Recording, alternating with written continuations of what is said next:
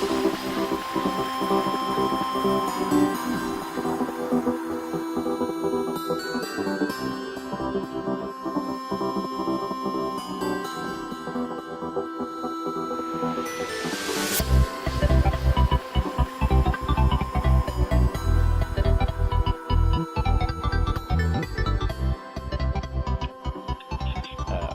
you ready?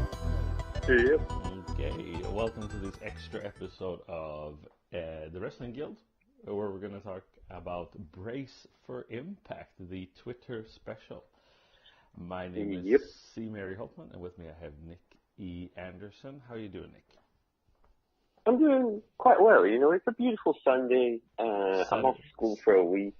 It's a Saturday, right? Yeah, oops. It's a beautiful Saturday, and I'm off school, so I'm just having a good time, really. I mean, just living the life. Just living the life, yeah. Good. So anyway, let's. How did you? So this was the first Twitch special. It's kind of fun because with the Twitch because you can see people comment while you're watching the show. Now I don't know if you did that, but unfortunately I didn't watch it live. No, but you could see the comments of people commenting live. Still? Oh. So yeah, the comments are all saved at the time that the show is like going. So what if something happens at 1 hour and 9 minutes? Then there's a comment from when that was live. So. Because I had full screen on the computer, so I don't know if that. Well, I mean, I had full screen too. I wasn't. I watched towards the end there. I was watching some of the Twitter feed, the Twitch feed and stuff like that. But I mean, it's kind of fun to see what people were saying. A lot of people were saying that Josh Matthews sucks,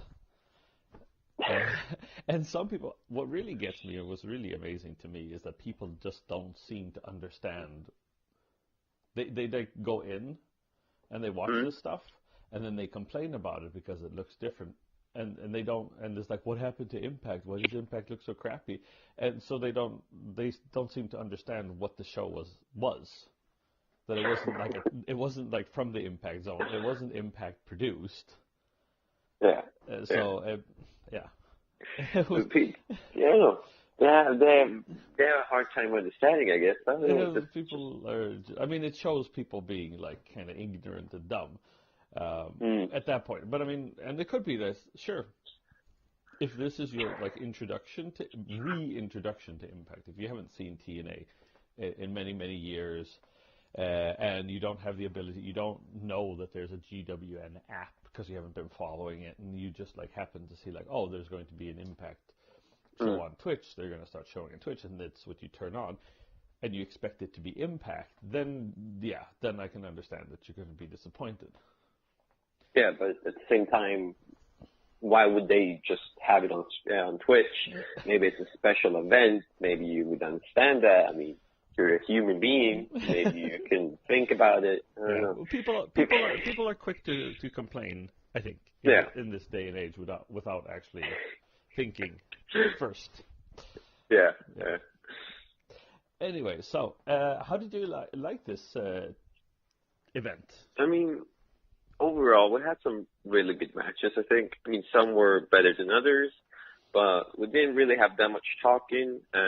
Well, it was. I mean, it's kind of like a pay-per-view style almost. Yeah. Like it's just matches, not so much talking. And I mean, I think we had some really good wrestlers that night. So I'm satisfied, to be honest. I was very satisfied too. Yeah, some of the matches I thought could have been a bit longer, could have been a little bit more intense and stuff like that. But overall, I was just saying, if we look at star ratings, 1 to 5, I didn't give any of the matches less than 3 stars. But let's get into it. Yeah. Josh Matthews and Scott D'Amore were the commentators on this one. I thought personally that Scott D'Amore was kind of fun to have on commentary. You were not that excited.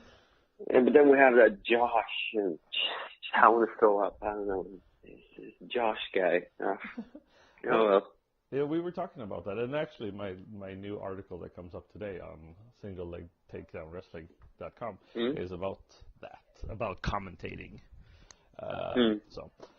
But yeah, I think what happens is, and what always happens on these specials, no matter if it's one night only or this event, or even Explosion, is that Josh kind of goes like free form and he starts talking about a bunch of different other things. Yeah. And it gets really annoying. I mean, some things can be funny, but overall, I think he gets kind of annoying when he does that. Because I remember, like, from other, like, Impact episodes, I remember, like, JB saying, well, let's stick to the match, or let's go back to the match. Yeah. Because it's typical Josh. And it even happened in this episode where sometime, I think, some match that he talked about some other and here and there.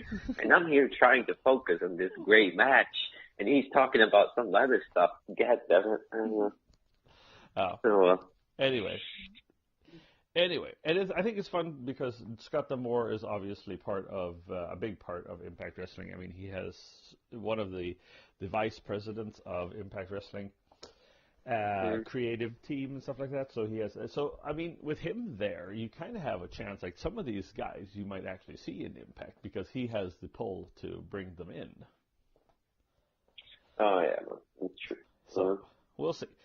Anyway, we started off with a tag team match, which was triple threat, a trios match.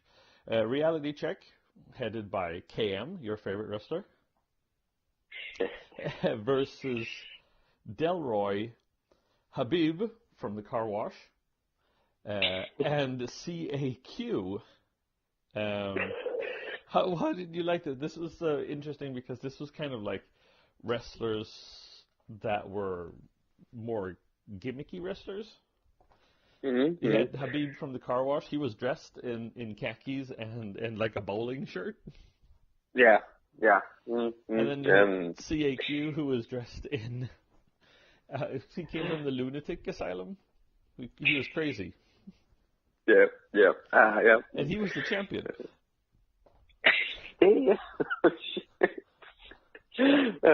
No, but I mean, the match was good / okay. I mean, for a starter episode, we had loads of action, and absolutely, it was fast paced. There was a lot of action.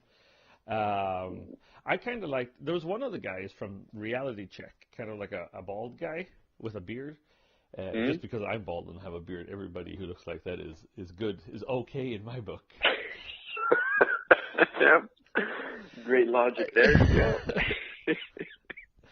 Yeah. No, I mean, KM have done better, but I mean, but still, I mean, against these guys, he looked good, but yeah, I don't know. No, I think the guy that I was talking about, the bald guy with the beard, Talon, he wasn't.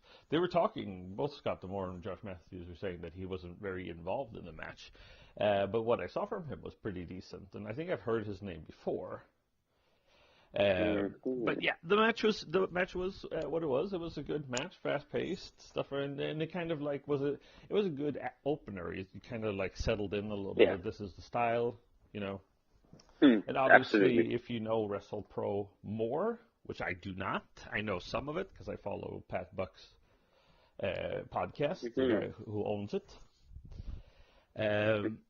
If you're familiar with it, I guess you know more about the characters and the storylines and stuff like that. But in the end, CAQ hits the Q line like a kind of a Canadian or northern lariat, I think they call it, when you come from the back. And gets the win. And well, KM lost, obviously, but he still butthurt. Yes. He attacked CAQ and challenged him for a cage match because he wants the title. Yeah, typical KM. Yes. And he just kind of sweat and drooled all over CAQ's face. Yeah. And yep, that was it. That was it, yeah. I gave this 3.5 stars. What about you? Right. I would say the same, 2.5. I mean, it was good for starters, loads of action. KM have done better though, and he lost it, but 2.5. Yeah. Next, we had another gimmick thing. It was Colby Covington came to the ring and he wants a fight. He challenges Tyrone Woodley, who, I mean, in reality, he wants a fight. I mean, Colby Covington is like a real UFC wrestler or fighter, MMA fighter, and he really wants a match of Tyrone Woodley, who has like not said anything, doesn't want to fight him, so they brought in their own Tyquill Woodley, a fake Tyrone Woodley. And if you listen to the Pat Buck wrestling show, he talks about the idea behind this, and that they really just wanted to do something fun. They got a real nice replica UFC championship belt. Covington kicks Woodley in the face and wins, and it's basically over. The effort of making a clone, I mean, really. But the thing is that I guess UFC had sent has sent a letter to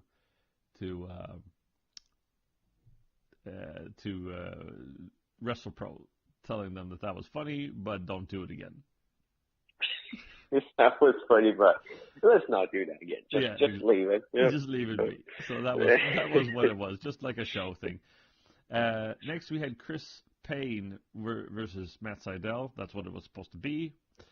But then the Heavenly Bodies come out and attack Sydal, because I guess Chris Payne was part of some kind of group. Yeah, I'm thinking that as well, because I mean they just came out right, and I mean just aimed for Sydal and not the other guy, so there has to be some kind of team. What did you think about the match? Well, I mean, that didn't happen. That match didn't happen. But what happened instead was that Chris Payne and Matt Sydal decided to fight the Heavenly Bodies. So it became like a tag team match. Oh, yeah. Oops. Yeah, that's true. Yeah. That's true. Yeah. We had Sydal and Payne, right? Yeah. The thing is that I thought it was a decent match. The Heavenly Bodies do not have heavenly bodies. They were kind of chunky, but anyway. But I mean they were fine, and I wouldn't mind seeing them in Impact. No, I think it was a great action. We had some good strength from both tag teams, if you can say tag teams. Yeah, I just didn't see that Matt Sydal did very much. It didn't seem like he was very active in the match. He was trying to hide. I don't know. He just came in and kicked a lot, and Chris Payne got to do a lot of things, and in the end, Matt Sydal hit the shooting star press, and he won. I gave this 3.5. It was better than the match before, but it wasn't all the way up to a 4. Mostly because I don't think that it was a real tag team match from Sydal. He didn't really do much. No, I'll say 3. You said 3? Yeah. By the way, like now that we're talking about it, how did you like seeing like all these wrestlers that you haven't seen before? I mean, was there a real standout wrestler for you? A real standout wrestler? I mean, I'm not really impressed. I mean, I'm impressed out of everyone. I mean, I'm really kind of impressed, but I'm not like, wow, that guy is as good as Alberto. Like, no one was as good as Alberto. Like, you couldn't find anyone. So, I mean, they were okay, and I mean, it's good to have some new people in Impact if that would be the case. So, I mean, why not? Why not? I'm open for new people to come into Impact. I'm not going to be fussed. You know, I'm cool with that. You're not going to. I won't go in. Yeah, I won't go and comment on Twitch and say, "Oh, Impact was so great, 2010. What happened? Make Impact great again." Yeah, I'm not going to be like that. You know? No. Just say. Anyway, then we saw Sean Donovan versus Moose. How did you like this match? I mean, Moose, he's like a big tank, and he didn't really do that great. Yeah, I mean, it wasn't the best effort from Moose. I mean, I mean, he did decently. Maybe Sean Donovan wasn't like the guy to face for him. Maybe they weren't on the same level. So, but I mean, I thought it was a decent match. Sean Donovan looked good. Moose looked good as always. A lot of back and forth. A little bit of fighting outside the ring. I gave this 3.5 as well. Nothing more. Nothing. I mean, it was a little bit better than average. How come you don't put 4? Why do you put just like 3.5? Well, because 3 I find is like 3 is a good match, or a good match. That's kind of like the middle ground. It's like the middle. If it's a 2, then it's it's decent. It's a good effort. They mess up and stuff like that. And 1, that's not a good match at all. 4, that's like almost everything works. It sits like nicely. It's almost perfect. Oh yeah. But no. So 3.5. This is a little bit better than great. But I would say that it's nothing that was memorable, and I'd say like, wow, that was a great match. Yeah, no, I'll say the same thing. 3.5. I think it was a little bit better than the previous one, and I really like Moose. So yeah. Then we had Nikos and Nikki Ricos, the Greeks coming in, playing it up, being Greeks, versus Braxton Sutter and Ali. What was interesting here is that we haven't seen Braxton Sutter in a long time. He shows up here as part of the Impact roster. Scott D'Amore talks about Braxton Sutter and Ali fighting all the time. They kind of made it seem like Braxton Sutter and Ali weren't like a good team or a good match. They keep getting into it and stuff like that. So I don't know if they're going to like spin that on, that Braxton Sutter's going to be like a jealous boyfriend again. We don't know where Garza Jr. is either at this point. Yeah, I was about to say that as well. Where do we have our Garza? I don't know. But was he injured? Yeah, he was injured. He wasn't. Yeah, he was injured, but he was still wrestling. Oh, weird. Yeah, this was the match that these goddamn commentators can't stick to the subject. They were like talking about someone's mother, and they were like, yeah, my mother liked you. Oh yeah, my father liked you. Oh, my kids like you. Come on. Commentators aside, I thought that this was a good match. I think it was kind of fun. It had a little bit of comedy in it. It was good back and forth, and they were both doing well. Interesting thing, Nikos wins. He hits the backstabber on Braxton Sutter and wins, which is basically one of 2 matches where the WrestlePro guys won. It's quite surprising. Yeah. Well, I mean, there was more, but anyway, it was one of them, yeah. Because you'd think that the WrestlePro people would lose all the matches because the Impact wrestlers are on TV and stuff like that. Exactly, yeah. I don't know. I mean, the match was okay, kind of okay. Yeah. I gave this 3.75 just to make it even more difficult. Come on. 3 points. So, yeah, okay. 3 3/4 stars. I'll give it 3. 3.0. 3.01. 3.01. Yeah, it was good. I'm happy, but not really anything special for me personally. Okay. Eddie Edwards comes out to the ring and says he can't wrestle because he's injured. Yeah. But he'll make it up to them, he says. So I'm guessing he'll come back to Rawway and wrestle. And then Bobby Wayward comes out. And people hate him. I mean, he was hated.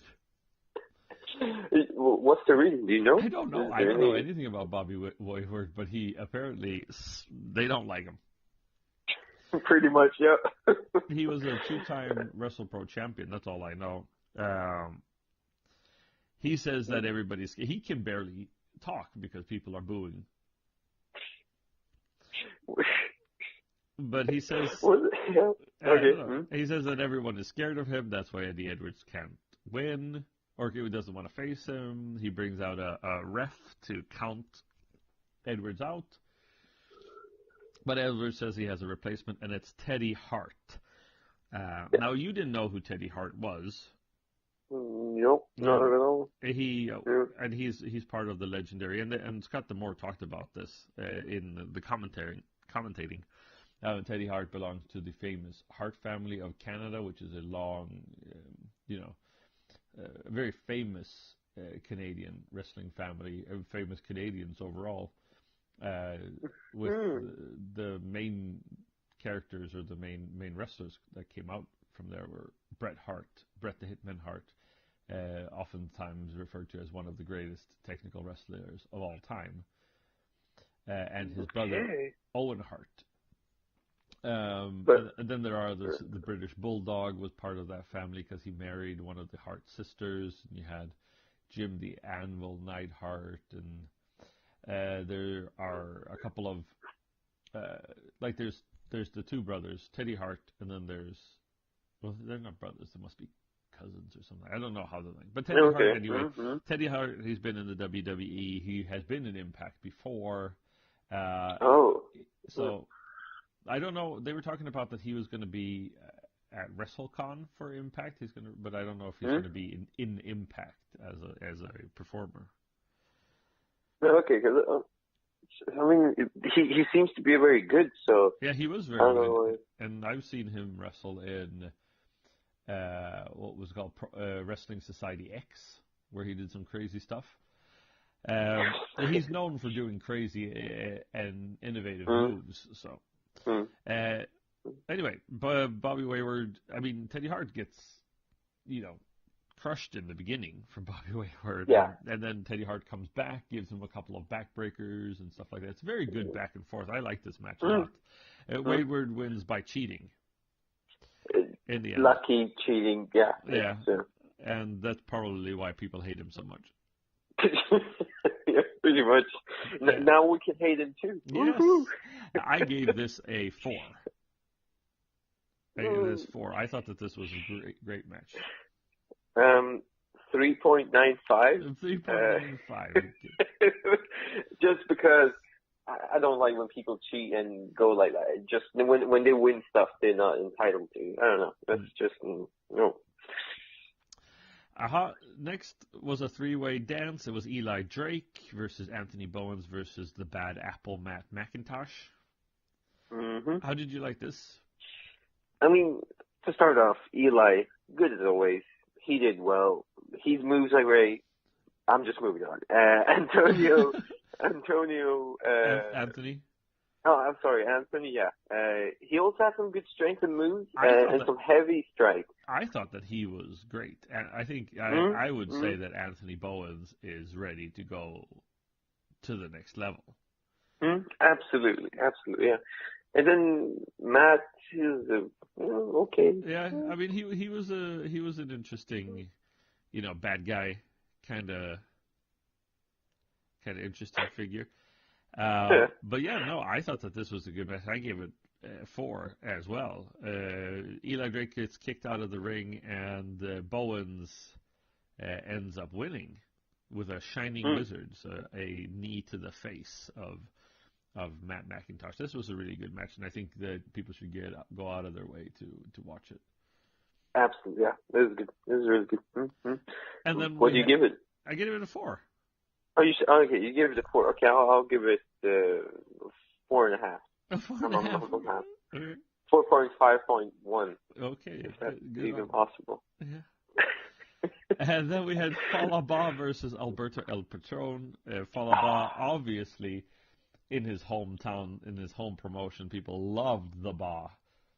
The Ba, yeah. Yeah. And I mean, this was a good match. Mm-hmm. It was a crazy match. It was a really good match. Yeah. I gotta say, at one point there where Falaba fell on top of Alberto El Patron's chest. After I thought he would have to go to the emergency after that, but... Yeah. But then I don't really appreciate how, Matthews, and I think Matthews actually was trying to steer steered Scott D'Amore away from it. But Scott D'Amore would a lot. He looked like he was, or sounded like he was kind of making fun of Ba's weight. You know, saying that you know, he should beware of his like cholesterol and stuff like that. Yeah, but this is his figure. I mean, this is his career. I mean, this is how he is. Or, I mean, do you understand? Like, this is Paul Ba. He's famous, I guess, for this size. This is how he rolls.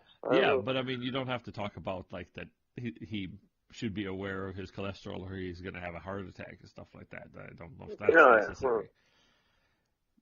True. Mm-hmm. Yeah. Yeah, but I mean, then we had Alberto. He was actually like struggling. Yeah. Like, shocking. I mean, this is not really a moving target if you can say it like that. And he was actually struggling, and that was amazing because I mean, most of the time, Alberto has an easy time to win that, you know, as always. So this was really, really cool to see a real like intense match here. Yeah. Yeah. Absolutely. Yeah, I would give that 4 stars as well. 4.5 just for my Alberto. Yeah, okay, for your Alberto. Yeah. Okay. So, and then the main event of Patron wins with a double stomp. That looked painful. Oh yeah. Mm. And the final match was Danny Maff versus Johnny Impact.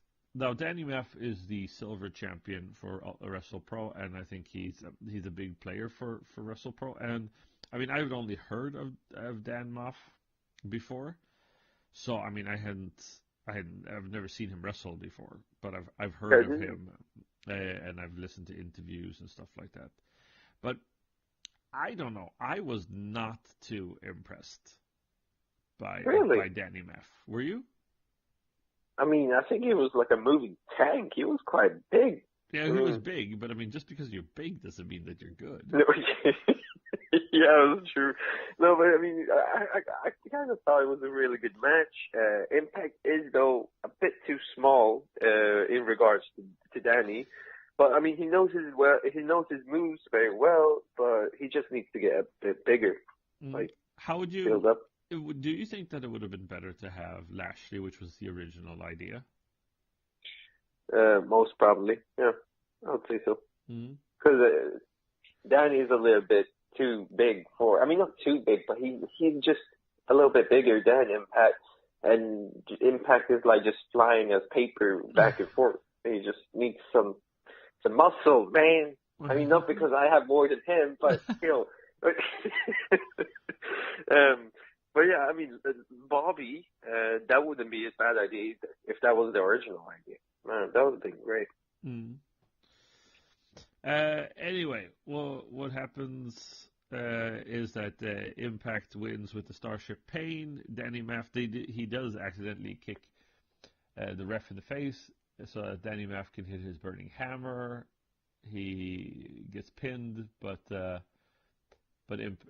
nobody to make the count because the ref is down, and then Impact takes the opportunity to beat Danny Maff. I gave this 3.5 stars. I might give it a little higher actually. I don't know. I might have to see it again, but yeah, overall it was a decent match and stuff like that. So. I'll give it 4. I'm quite satisfied, even though you'll give 4. You don't care. No, but I mean, I like the moves from both Danny and Impact, but just I mean, if Impact would have been a little bit bigger, more muscles, it would have been a little bit better. It would be on the same level of mass. Yeah. Yeah, and that was it for the show. There was actually a match after this that was not shown. It was Emma, or Tennille Dashwood, who used to be Emma in WWE, versus Angelina Love, who we've also seen in Impact. But yeah, they didn't have the rights or they didn't have. They couldn't get it. They couldn't get it to work. Or Emma, as Pat Buck said in his podcast, didn't want this to air because she didn't want it. This was her first match after being in the WWE, and she didn't want it to seem that she was part of the Impact roster by being on a taped Impact event. She wanted it to be, just, her first date on the indie scene was not to be taped or shown, just so that people didn't get the wrong idea. Okay. So, interesting. Mm-hmm. But yeah, otherwise, I give this a B, maybe even a B plus. Maybe. You'll never know. But why are you going back and forth between B and B plus? What are you thinking about? No, but I just felt that there was a couple of matches that could have been a little bit better, a little bit tweaked. They weren't. I mean, they were solid matches. I just wanted to see it gone up to that extra level a little bit. That indie style, a little bit more hard hitting and stuff like that. True. I felt like in some matches they kind of pulled back a little bit, and I would have wanted to see a little more intensity. Yeah. No, I'll personally give it a solid B. Satisfying, good. Definitely, if you haven't watched it, I would watch it. But yeah, some tweaks here and there wouldn't have been too bad. Okay, cool. Well, we will. That was that we wrap this part up. We will see you. Talk to you. I'm going to be actually at the American Embassy on Tuesday, so we won't be able to record on Tuesday, but we will record on Wednesday for this past Impact.